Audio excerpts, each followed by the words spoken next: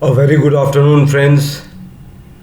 To begin with, I would like to thank you for providing me this opportunity for considering a person of very ordinary abilities like myself worthy of providing me this opportunity to interact with you. Now, since we have a limited time frame, uh, on this occasion I would restrict my uh, talk to Hindi language, and my most of whatever I little I speak is available online, whatever I have written. सो आज मैं अपनी बात हिंदी में रखूँगा समय के अभाव के कारण। सर्वप्रथम आप सबको मेरा नमस्कार, और मैं हृदय से अपना आभार व्यक्त करता हूँ। यह आपकी भावनात्मक उदारता है कि आपने मुझ जैसे साधारण योग्यता वाले व्यक्ति को इस योग्य समझा कि मैं अपनी बात आपके समक्ष रख सकूं। अब हमारे साथ साधारणतः क्या होता है कि कोई हमें स्नेह दे, आदर दे, सम्मान दे, तो हम यह सोचने लग जाते हैं कि किंचित हम कुछ श्रेष्ठ हैं, कुछ महान हैं, अन्य लोगों से श्रेष्ठ हैं, अतः हमें यह अवसर दिया गया है, यह स्नेह दिया गया है, सम्मान दिया गया है। जबकि सत्य यह है कि लेने वाले से देने वाला बड़ा होता है। तो यदि आप मेरे को स्नेह दे रहे हैं, मेरे को सम्मान दे रहे हैं, तो मात्र इस एक बात के कारण आप मुझसे बड़े हैं। इसलिए मैं अपना आभार व्यक्त करता हूं आपको, और उसको अनुभव भी करता हूं। अब आज का विषय जो है कि चैलेंजेस को, चुनौतियों को विजडम के साथ, समझदारी के साथ और योग्यता, शक्ति के साथ, स्ट्रेंथ के साथ कैसे फेस करना है। तो चुनौतियों का सामना तो मनुष्य स्वयं ही कर लेता है, उसकी प्रवृत्ति में होता है। दूसरा यह कि शक्ति या योग्यता आती है आपके बोध, ज्ञान के आधार पर। तो मैं अपनी बात को फिर बोध पर या ज्ञान पर, समझ पर ही केंद्रित रखता हूँ। अब हमने बचपन से विद्यालय में, अपने महाविद्यालयों में बहुत से स्थानों पर यह लिखा हुआ पढ़ा कि विद्या ददाति विनयम, विद्या से विनय आता है, विनम्रता आती है, और विनय से विद्या आती है। अब इतनी जगह ये पढ़ने के बाद, लिखने के बाद, हम अंत में सीखते क्या हैं? अच्छा, तू सिखाएगा मुझे? ये कल के बच्चे, इनको क्या पता, माँ बाप पुराने ज़माने के, उनको नहीं पता। तो हम अहंकार सीखते हैं पढ़ने के बाद भी, और अहंकार ज्ञान को क्षण में ख़त्म कर देता है, समाप्त कर देता है, नष्ट कर देता है। हमेशा हमारा प्रयास रहना चाहिए कि हम अपने ज्ञान को कभी गंभीरता से न लें, अपनी अज्ञानता को गंभीरता से लें कि जो हमें किंचित पता नहीं है। और अधिकतर समय ऐसा होता है कि हमें यह भी नहीं पता होता कि हमें क्या नहीं पता। तो इसलिए अज्ञानता को बहुत सीरियसली लेना चाहिए। तो मेरा प्रयास भी हमेशा यही रहता है कि मैं अपनी जो 2 पैसे की नॉलेज मेरे को मिली है पढ़ लिख के, वो उसको सीरियसली न लूँ, क्योंकि नॉलेज की उसका एक स्वभाव है कि वो ट्रांजिशनल, चेंज होने वाली होती है, परिवर्तित होने वाली होती है। अगर ज्ञान, नॉलेज, बोध एक स्थान पर रुक जाए तो फिर वो डॉगमा बन जाता है, रूढ़िवाद बन जाता है, कट्टरवाद बन जाता है। तो नॉलेज को कभी एक जगह पे नहीं रुकना चाहिए, परिवर्तित होते रहना चाहिए। अब समझ या बोध हमें आता कैसे है? वह आता है कुछ इनपुट्स के द्वारा। कुछ हम पढ़ते, लिखते, सुनते, देखते हैं, उससे आता है। किंतु जो हम पढ़ते हैं वह सत्य हो, यह आवश्यक नहीं। लिखा हुआ तो गलत भी हो सकता है। तो जो हम सुनते हैं वह सत्य हो, यह भी आवश्यक नहीं। जो हम देखते हैं वह भी सत्य हो, यह आवश्यक नहीं। क्योंकि हम देखते हैं कि सागर का रंग नीला होता है, लेकिन हमें पता है पानी का रंग नीला नहीं होता, दिखने में नीला लग रहा होता है। फिर जब हम तर्क करते हैं, प्रश्न करते हैं, फिर पता चलता है कि वास्तव में नीला नहीं है, प्रतीत हो रहा है। वह प्रतिबिंब है आकाश का जो हमें दिख रहा है। तो इसलिए जो हम देखते, पढ़ते, सुनते हैं उस पर प्रश्न करना आवश्यक है। अब प्रश्न करना तो सब लोग कहते हैं, प्रश्न करो, प्रश्न करो, लेकिन प्रश्न करना बहुत रिस्पॉन्सिबिलिटी का एक बड़ा उत्तरदायित्व होता है। जब आप प्रश्न करना चाहते हैं तो ऐसे ही नहीं कि मुंह उठा के प्रश्न कर लिया आपने। उस प्रश्न को करने से पहले हमें यह समझना है कि क्या प्रश्न करना आवश्यक है। तो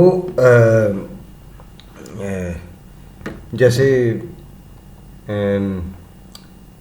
अनावश्यक प्रश्नों की तो एक बहुत लंबी सूची है, किंतु खैर उससे आगे चलते हैं। तो प्रश्न क्या करना है यह सोचना बहुत आवश्यक है, कैसे फ्रेम करना है उस क्वेश्चन को। तो क्वेश्चन करने से हम सीखते हैं। अब क्वेश्चन का उत्तर कैसे मिलता है?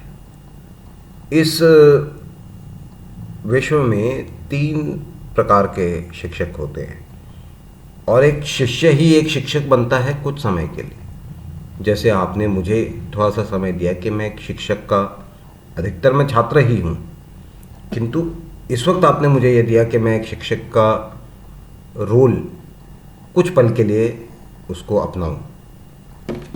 तो 3 प्रकार के शिक्षक होते हैं। एक अच्छा शिक्षक नहीं होता, वह अपना विषय नहीं पढ़ाता, आनाकानी करता है या दाने बाएं हो जाता है, अपना विषय पढ़ाता नहीं, वो अच्छा शिक्षक नहीं है।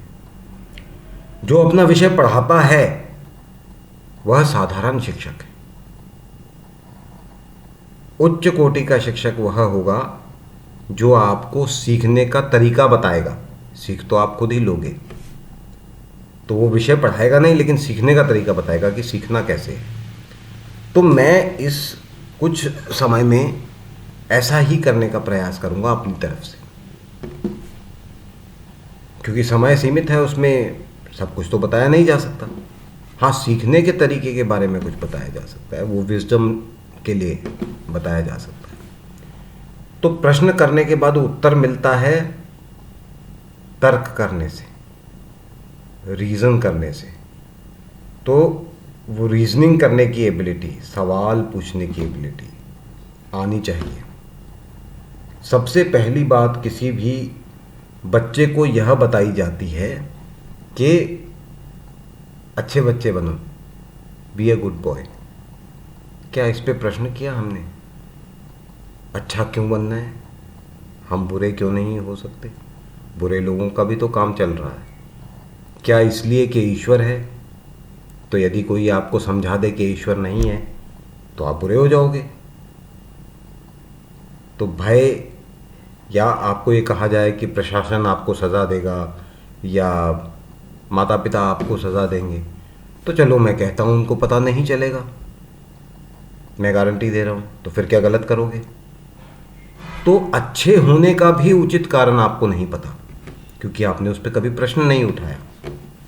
जैसे कि कर्मण्येवाधिकारस्ते, यह एक वाक्य के अंदर एक श्लोक के अंदर, यह धर्म नहीं है, यह सत्य है। इसके अंदर भी इसका अर्थ साधारणतः यह बताया जाता है कि कर्म करो, फल की इच्छा न करो। किंतु यदि इसकी उल्टी संस्कृत बनाई जाए तो वह यह बनेगी, कुछ कर्म कुरु फलस्य चिंता मा कुरु। तो कर्मण्यवादिका रस्ते तो नहीं बनी। कर्मण्यवादिका रस्ते का अर्थ होता है कर्मणि एव अधिकारः ते, काम ही अधिकार है तुम्हारा। मा फलेषु कदाचन, फल तुम्हारा अधिकार नहीं है। उन्होंने यह नहीं कहा कि इच्छा मत करो, कर सकते हो, बिल्कुल छूट है, कितनी भी इच्छा कर सकते हो।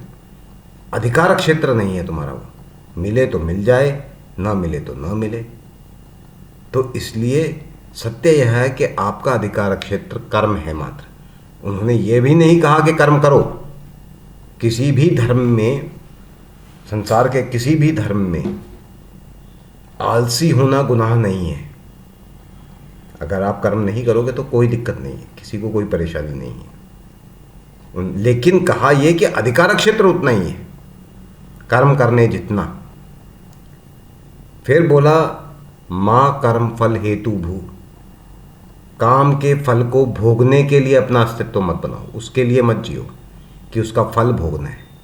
यदि आप अच्छे डॉक्टर इसलिए बनना चाहते हो कि आपका नाम होगा, लोग रिस्पेक्ट करेंगे, लोग डॉक्टर को ईश्वर कहते हैं, ये आपकी इच्छा है बनने के पीछे, तो फिर आप अच्छे डॉक्टर नहीं बनोगे। यदि आपकी इच्छा यह है कि मैं तो सेवा करूँगा, फिर आप एक अच्छे डॉक्टर बनोगे। और उसको महान काम भी नहीं समझूंगा, तब आप एक अच्छे डॉक्टर बनोगे। जो व्यक्ति अपने काम को महान समझता है वह व्यक्ति वह काम अच्छे से नहीं करेगा कभी भी। तो जीवन का सत्य इतनी सी बात के अंदर सिमटा हुआ है। जब लोग कहते हैं कि भाई पुण्य मिलेगा, ये करो पुण्य मिलेगा, या इस्लाम में कहते हैं कि स्वाब मिलेगा, जन्नत मिलेगी, स्वर्ग मिलेगा, तो जब आप उसको पाने के लिए ही अच्छे बन रहे हो तो फिर आपका ईश्वर में या किसी तरह की फिलॉसफी में तो विश्वास है ही नहीं। आप तो मात्र उस इनाम से आपका लगाव है जो आपको मिलने वाला है, जो पारितोषिक आपको मिलने वाला है, उससे आपका लगाव है। और यह आपके लिए कष्ट, व्यथा, इन सब का कारण बनेगा आने वाले समय में। जैसे एक पिता यदि अपने बच्चे को इसलिए पालता है, पिता या माता, कि ये बड़ा हो के मेरा नाम रोशन करेगा, ये मेरे सपनों को पूरा करेगा, बुढ़ापे में मेरा ध्यान रखेगा, तो फिर वह उसको सही उचित कारण से नहीं पाल रहा। वो इसलिए कर रहा है कि उसके बदले में उसे कुछ मिलने वाला है। यदि वह यह कहता है कि मैं इसको एक जीवन देना चाहता हूँ, इसको सीखने का, शिक्षा पाने का, अपना जीवन अपनी इच्छा अनुसार आगे बढ़ने का अवसर प्रदान करना चाहता हूँ और इसी में मुझे आनंद मिलता है, फिर वह एक अच्छा माता पिता बनेगा। जैसे हम चींटी के टीले पे दाना डालते हैं चीनी के, तो चींटियाँ उसको उठा के भागती हैं, हमें देख के बड़ा सुकून मिलता है कि हमने चींटियों को चीनी खिलाई। यह कर्म योग है, क्योंकि हमें पता है कि चींटी हमारा एहसान नहीं मानेगी, चींटी हमें बदले में कुछ नहीं देगी। वह यह नहीं बोलेगी कि बड़े महान आदमी है जिसने मुझे चीनी खिलाई, आज मैं बारिश के मौसम के लिए इकट्ठी करके रखूँगी। तो आपको उससे मिलने वाला कुछ नहीं है, लेकिन फिर भी आप कर रहे हो। तो यह ही कर्मयोग है कि जहाँ आप उसकी इच्छा के बिना कर रहे हो और मात्र वह कार्य करने में आपको आनंद आ रहा है। तो इस एक सोच के साथ मैंने आपको एक बात से यह तर्क करने की योग्यता, प्रश्न करने की योग्यता आपके समक्ष अपनी समझ के हिसाब से, अपनी दो पैसे की समझ के हिसाब से रखने का प्रयास किया। और अंत में करता हूँ अपनी ही मैं कुछ शायरी भी लिख लेता हूँ। तो एक जुमला कह लीजिए, शायरी मैंने लिखी थी। कैसी सोच कहाँ की दुनिया, कैसी सोच कहाँ की दुनिया, कैसी ये समझदारी है, 4 पैसे की दुनिया में 2 पैसे की दुकान हम भी लगा के बैठ गए। तो इसके साथ मैं अपनी बात समाप्त करता हूँ। आने वाले समय में यदि आप में से कोई मुझसे प्रश्न करना चाहे या संपर्क करना चाहे तो मैं सदैव उपलब्ध हूँ। आप सबका पुनः धन्यवाद एवं आभार कि आपने मुझे यह अवसर प्रदान किया। नमस्कार।